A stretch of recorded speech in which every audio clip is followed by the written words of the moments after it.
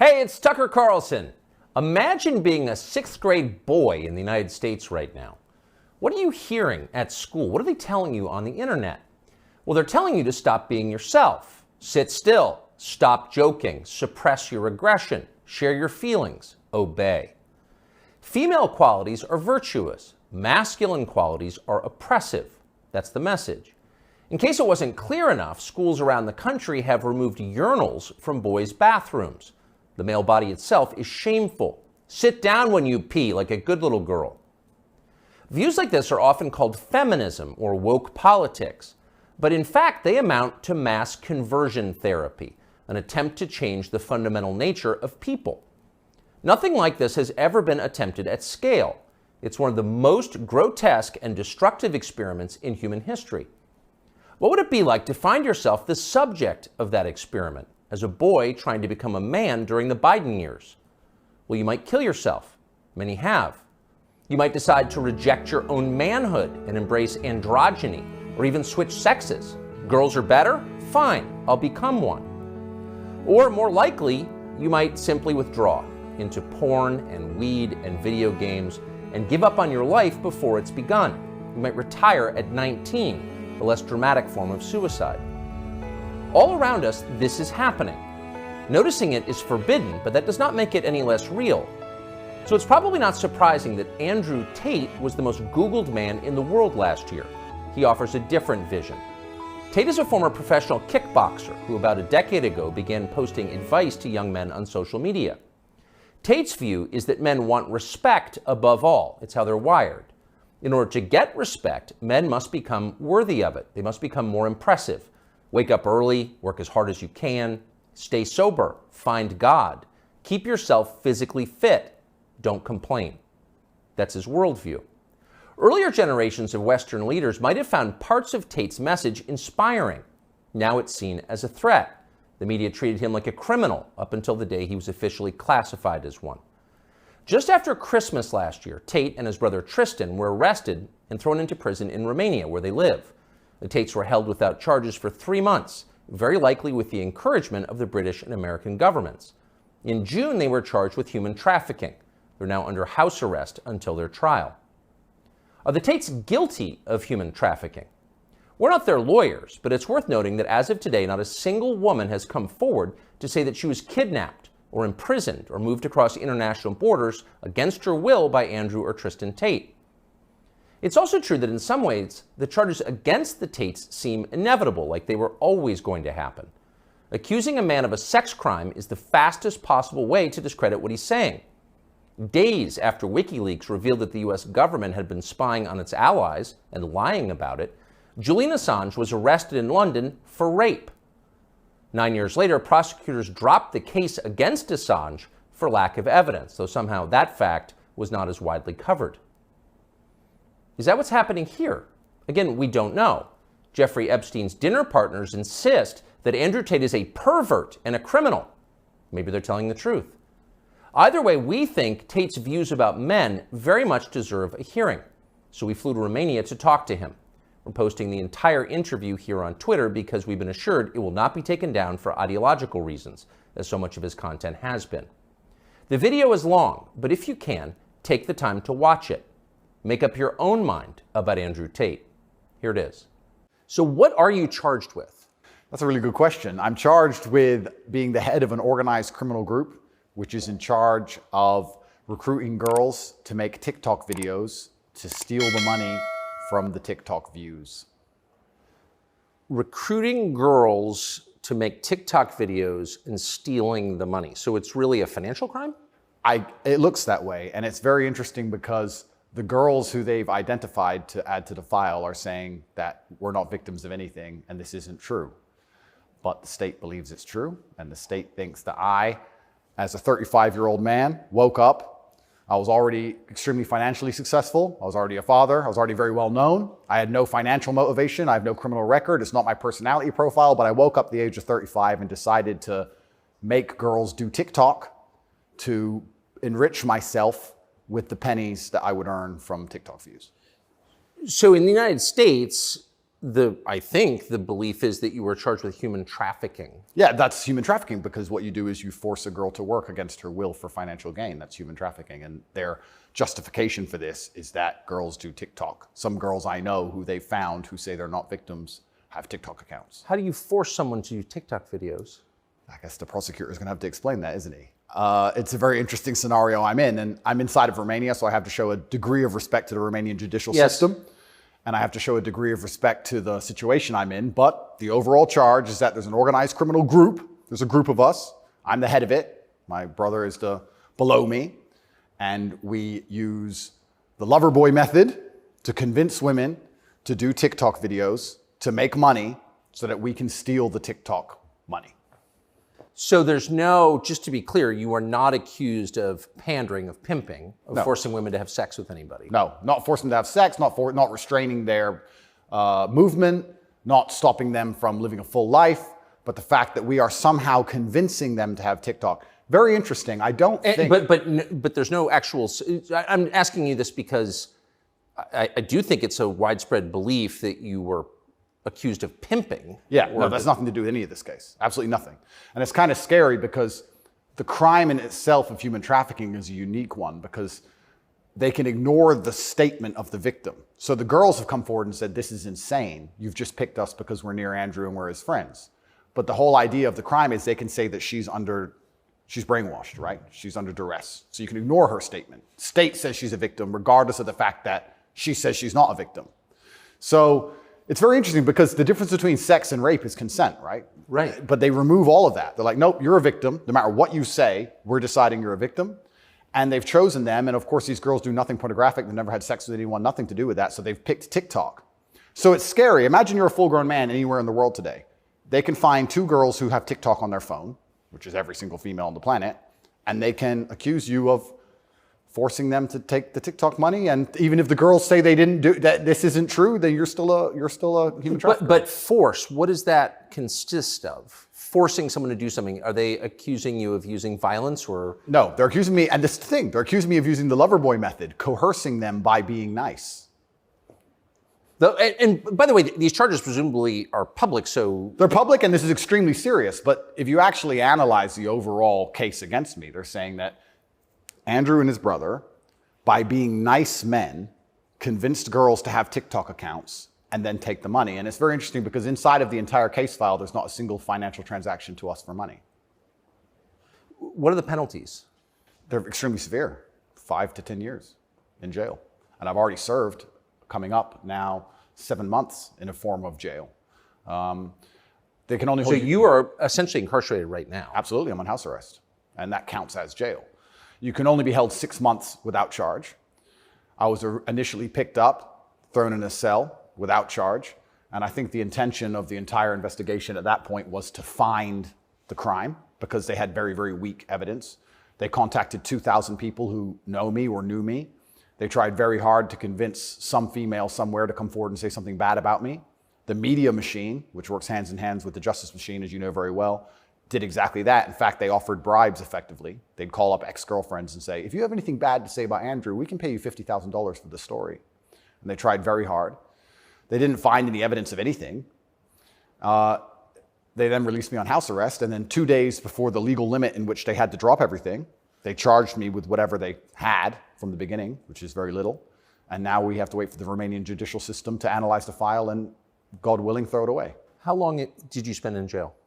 I was in jail for 92 days in a Romanian jail cell. What was that like? It was certainly an interesting experience. I won't lie and say it was easy. It was certainly very difficult. The uncertainty of it. It's a very uncertain situation to be picked up on just before New Year's Eve and thrown in a cell without charge. And I'm asking different prison guards and different prisoners, how long am I going to be here? One person was like, I've been here 2 years. I was like, have you been charged? He goes, yeah, but I haven't gone to court yet. Like, everyone's been there for years. I thought I was going to be there for years. And it certainly takes a mental toll on you. And I think jail is a different experience when you know you're innocent. There was a guy in there for murder. He's like, yeah, I murdered someone, I'm in jail. You can your soul and your mind can accept the punishment for a crime. But when you've actually done nothing wrong, I think jail is a lot harder. Did you know why you were there? Not initially. So for about the first 2 weeks, I never actually got told in English what I was accused of, because I was arrested on December 29th. There's New Year's. What were the circumstances of that? Yeah, December 29th, 5 a.m., the armed guards ran in this house. They spent all day searching the entire house. They were very interested in electronics, as most federal agencies are. And then they took me that evening and said, we're going to go and put you in jail for 24 hours. And after 24 hours, you see a judge, and the judge will decide if you stay in jail. And the judge decided I should stay in jail. What did you do? I mean, who'd you call? I had a lawyer, and my lawyer came and he said, we need to analyze the case file. We need to see what they have against you. You're being accused of human trafficking. I was like, human trafficking? That's insane. Who? When? What? I went to jail, and then I was given all this paper in Romanian. I don't speak Romanian, although I live here. And then I was waiting for the translation. So I think it's about 2 weeks before I finally got the papers in English to understand why I was in a jail cell. And then I really understood how insane the accusations were. What is human trafficking? Yeah, so the overall, my understanding of it, they're saying that human trafficking is when you convince a woman to do something she doesn't want to do for financial gain. And there's different methods you can do that. You can do that through force, and you can also do that through emotional coercion. I think most people, just speaking from the American perspective, most people believe that human trafficking is effectively slavery, selling human beings. That's what I believe as well. Absolutely. And this is the thing that's so interesting. When you finally end up the enemy of the matrix, and they use the legal system as a weapon to punish you for having an opinion, you realize how subjective the law is, right? Because it can be a weapon. When you have something subjective, you can just pick and choose. So if they sit and say, human trafficking is a woman doing something for financial gain against her will via emotional coercion. Well, he knows these two girls, they have TikTok accounts. Emotional coercion? Convincing her. That's what I'm accused of, because they have no proof of me doing anything wrong. So they said, he's convinced these girls to do TikTok for money. The girls have said this is not true, and the state is denying their statement, saying, no, you're brainwashed, it is true. And I went to jail.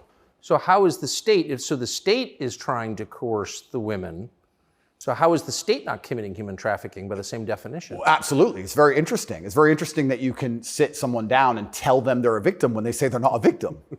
You're a victim of being coerced, and we're going to try to coerce you into conceding you were coerced. Exactly. It's a very interesting scenario. And okay. Yeah, and it's a very interesting scenario. And it's up until this point, no judge has looked at the evidence of the case. So up until this point, I've been to court a bunch of times. But the only reason I was in court was to discuss my preventative detention. So under Romanian law, if you being free can impede the investigation, you should stay in jail. So the judge agreed that, yeah, maybe if he's free, he can damage this investigation, because they're trying very hard to get something on this guy. So I've done a bunch of jail time. And now it just begins. The judge is going to look at the case. And like I said, God willing, I still have enough faith in the Romanian judicial system that she's going to look at this and go, this is not a crime. Or you're aware of the media coverage of this, however. So you're in jail for 90 days or more, and the rest of the world is talking about you. Do you know what they're saying?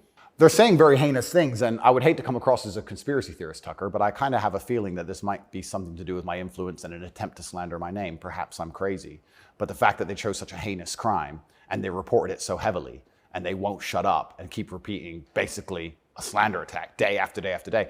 Also considering the fact that other people who genuinely commit heinous crimes have far more favorable press coverage. I don't want you to think I'm a conspiracy theorist. Please, Tucker, I would hate for you to come here and call me crazy. Yeah. But something very strange about it, and I think What, when Jeffrey Epstein's friends call you immoral? Yeah. The goal of it is certainly to slander my name, and I like to see it as a litmus test. I like to see it as an intelligence test. Anybody who wakes up and looks at me and goes, he's a human trafficker because of TikTok, they're fully gone. So, but from the West, just to defend the average news consumer in the West. Sure. Andrew Tate, kind of an outlaw. Yep. Lives in some palace in Romania, wherever that is. Yep. And Romania sounds like the kind of place where human trafficking is like the main industry. A lot of it happens here. That's what's so crazy about it, right? What's so crazy is if they really want to find a human trafficker, I think they could probably do it quite easily. But they managed to get me. That's certainly the perception. But it's one of those charges that kind of sells itself. Oh, absolutely. And it doesn't matter if you're found guilty or not, right? You're a human trafficker forever. And but I do think that public consciousness is changing. I think with things like there's been some very large court cases recently involving some very famous people in which women were caught lying, trying to slander men's names for rape and these kinds of things.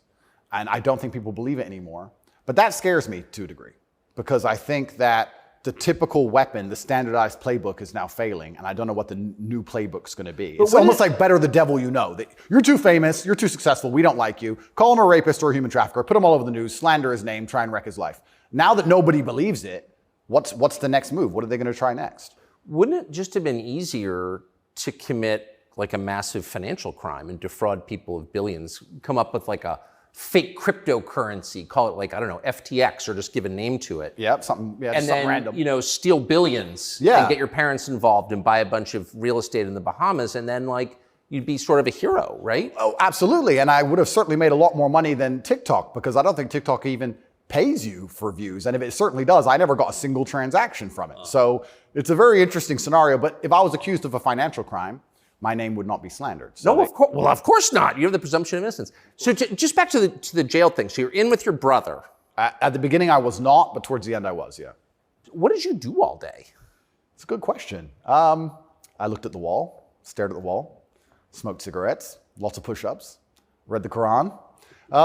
You smoked cigarettes, did push-ups, and read the Quran. Basically, yes, and certainly had some introspective moments. Tried my best to get out, tried my best to, via my small phone calls, understand what's happening in the outside world. Tried to make sure that the people I love and care about are taken care of, because I'm the man of my family, and I'm also the man of quite a large, I wouldn't say empire, but life.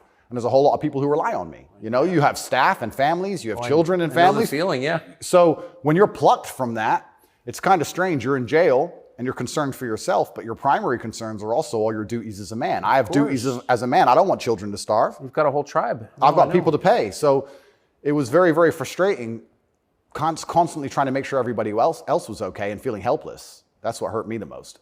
I was trying to make sure everybody I love and care about was fine, and I wasn't as powerful as I should have been. And that was very upsetting. And especially if they were going to keep me there for years, I was having serious concerns about how I can feed the people I love. Did you ever come to the edge at all?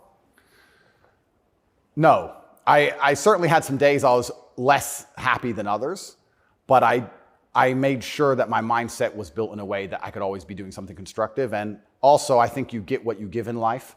And if I ever felt particularly sad on a day, I would try very hard to make other people happy, because if I made other people smile, I'd feel better. So even the dinner ladies or the prison guards, I'd try very hard just to make people smile. I know it sounds silly. Some of the prison guards, it doesn't. Some of the prison guards were more open than others, but there was a couple prison guards who were ice cold, who didn't want to say a word to me, and were like, "Hey, bro, your hair looks amazing," and he just stare at me like he wants. Shut up. But I just try my best to cheer people up, to cheer myself up, and as a man, all you can do is just find the resolve to continue doing the best you can in the current circumstance. So, what were the other prisoners like? I don't want to insult Romania in any way, and I love this country, and I chose to live here. But if I had to describe it for the people, for an American audience to understand, I don't think Romania and a lot of these countries have the same kind of mental health setup or the mental health support that a lot of Western nations have. So you end up in jail. So I think there was a lot of mental health problems inside the jail. So it was very similar. It wasn't just a jail. There was also a lot of mental health problems in there, which adds a new complexity and a new dimension to the suffering, because there's just random screaming and there's suicide and it's certainly not a very nice place to be. Oh, so it's horrifying. Yeah, I don't want to go back. You hear the phrase Romanian prison, and it sounds tough. So it was what you would imagine. It is, and when this process is over, there's a lot more I will say, but I will say the staff were very nice to me, and I want to make this clear. I want to make it very clear that all the staff in the jail were very professional and very nice to me. I would almost say that they believed I was innocent and they understood that I didn't belong there.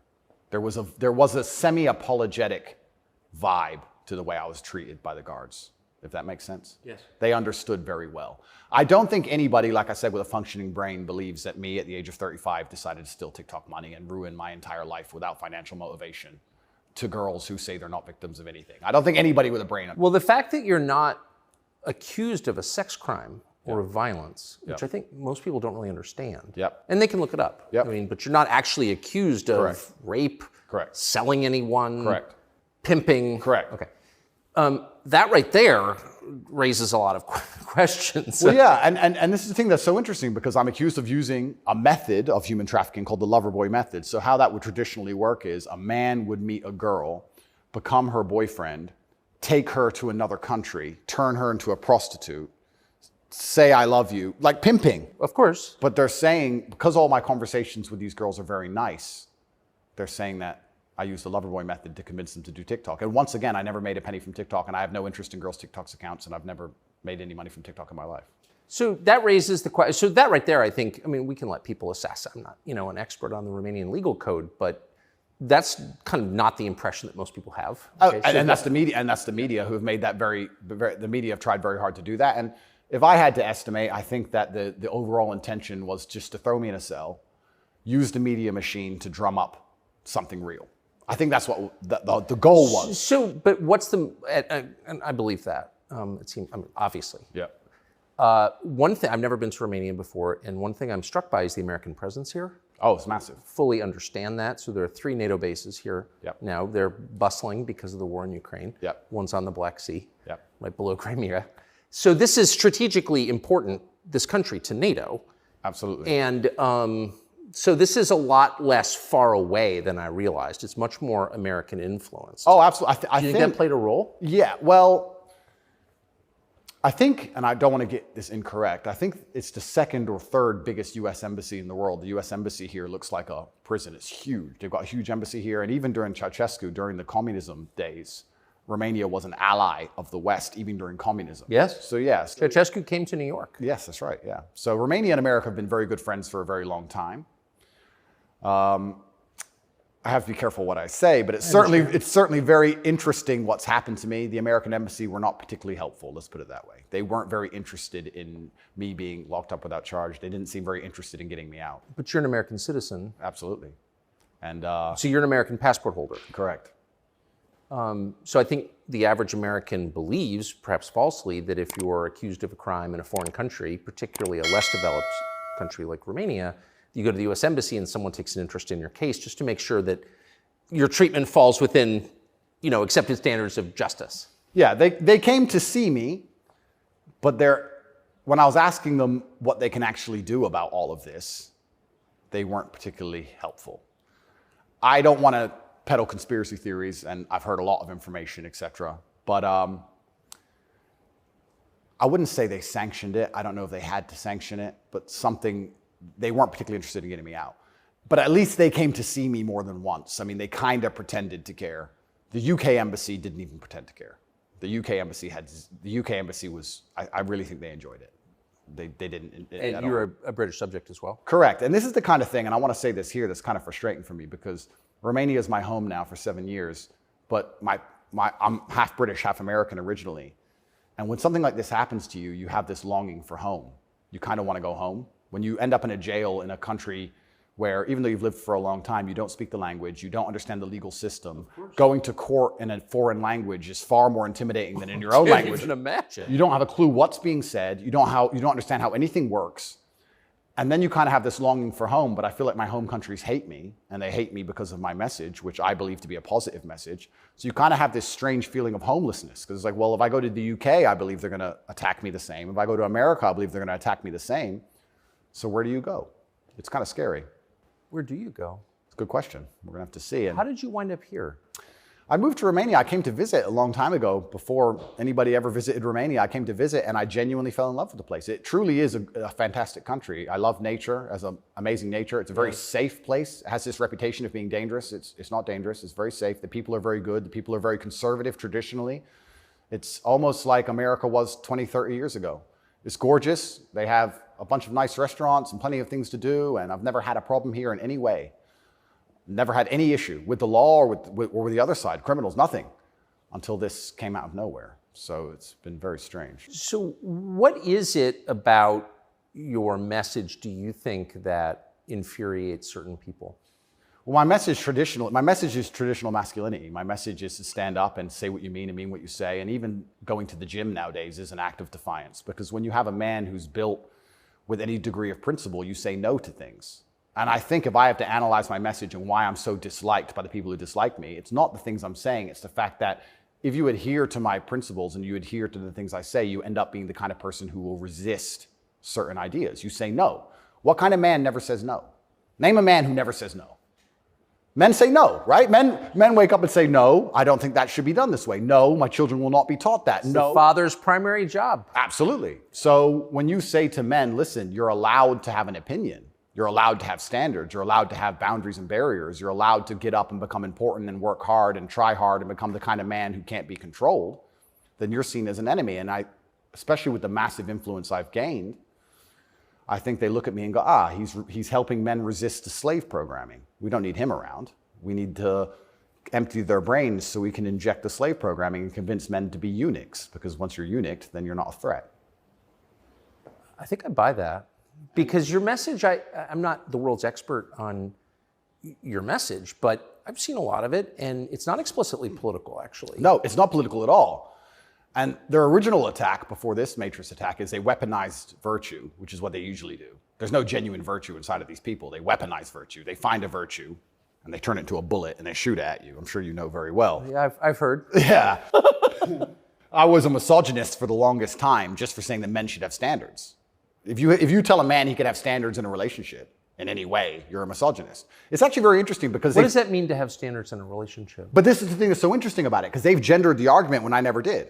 I said as a man, you shouldn't have a girlfriend who is a liar and a cheater, and you also shouldn't have male friends who are liars and cheaters. You shouldn't be around dishonest people, yes, male or female. Amen. And they gendered it and said, he's a misogynist. He's saying that men should only act this way with women, etc. I said that men should have standards, and you should have protocols that you're prepared to accept, and you should have hard parameters. And if a woman doesn't want to adhere to those parameters, that's her decision, and it's her prerogative, but you don't have to stay with her. Why should you? What's wrong with that? Well, that's teaching men to say no. They don't want men to say no. So are you arguing that it's better to be with a virtuous woman? I think so, yes. I know that's crazy. No, I'm serious. I mean, that seems I like am, Tucker. I don't want to. That seems like good advice. I don't want to come across as extreme. But yes, I am. And what's actually funny is I really believe most of the things I'm saying were accepted by absolutely everybody 15 years ago, 10 years ago. And now it's public enemy number one. And it's because of the mass influence I have. At one point, I became the most Googled man on earth. At one point.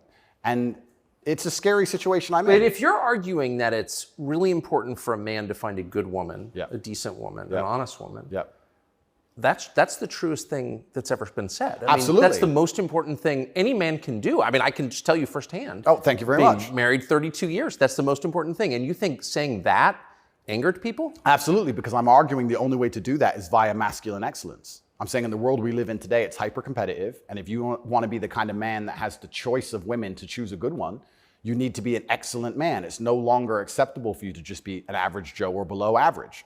You have to get up and you have to work hard and you have to be smart and interesting and you have to be charismatic and make some money and be in good shape and you have to try very hard. And unfortunately for them, if you follow that path as a man and you become successful in those realms, you end up being the kind of person who resists enslavement. You become the kind of person who wakes up and says, no, I don't believe in that. That doesn't make sense to me. I can't imagine a better message than that.